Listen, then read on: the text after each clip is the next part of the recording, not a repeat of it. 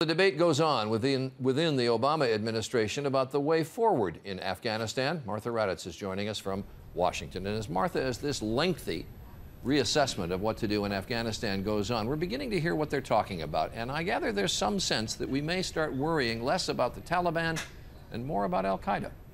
I think I sensed a real strategy shift today, Charlie. The White House was reaching out to reporters to say that the White House is now talking about looking at al-Qaeda in Pakistan and looking less at the threat of the Taliban in Afghanistan. And I have to say that tells me that the president is less likely to approve the 40,000 troops that General Stanley McChrystal wants. The president has not made up his mind. They keep stressing that, but this certainly seems like an indication he is leaning this way. But isn't that a shift in strategy, big shift in strategy, in what we've been doing for the past 8 years?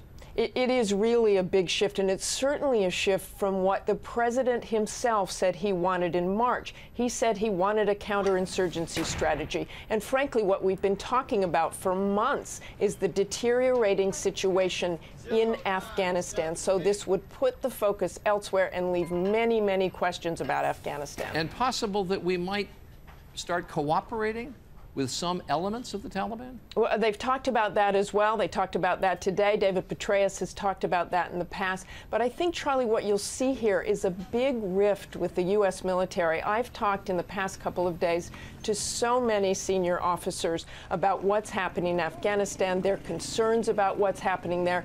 These are battle-hardened commanders. You are talking about a military plan from David Petraeus, from Admiral Mike Mullen, and General Stanley McChrystal.